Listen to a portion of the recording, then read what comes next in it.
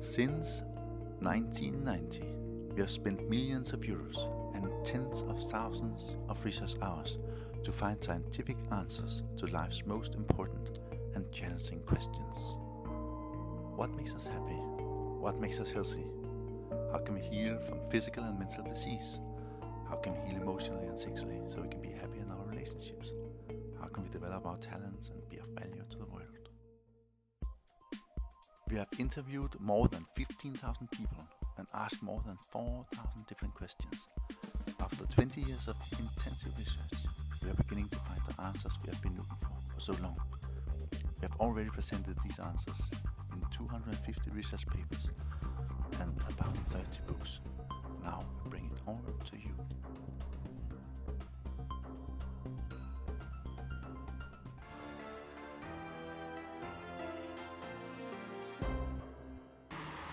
What is the placebo effect? In medicine, we know that if a patient believes in a cure, the patient will feel helped. That's a placebo effect. If I give you a tablet with salt or chalk, something completely ineffective in any way, and you believe it works, this belief will install an experience in you. And what you believe will be your experience. It's not only in medicine this is the case, this is always the case.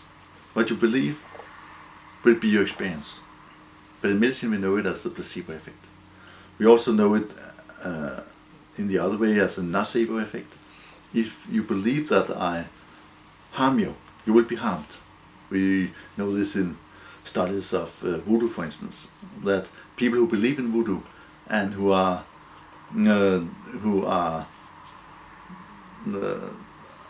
victims of doll pinching, they are actually suffering from these problems, and they can even die if they believe that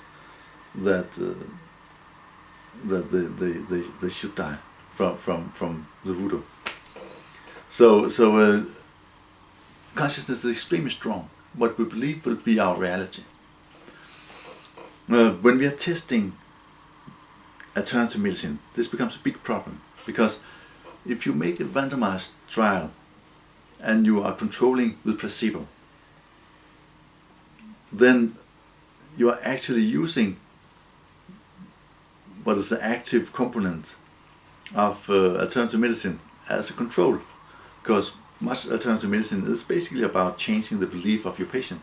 So if you are using a placebo intervention where you are improving the belief of a patient to control an experiment where you are improving the belief of a patient, then you can have a very good effect. But in the study it will look as ineffective medicine.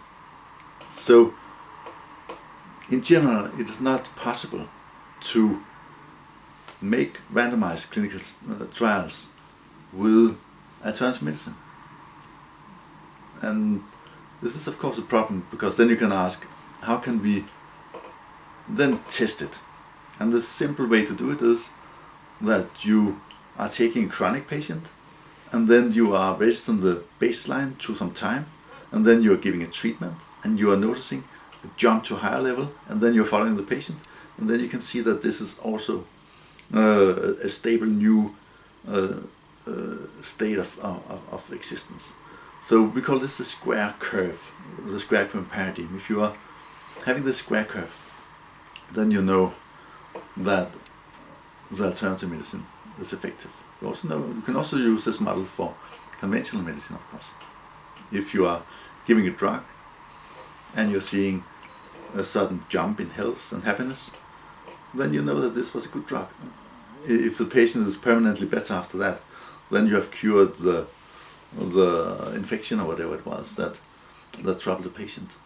So in general it's better to use before and after studies than randomized trials in medicine, because the important psychological dimension of medicine is not is not seen if you're using a randomized trial.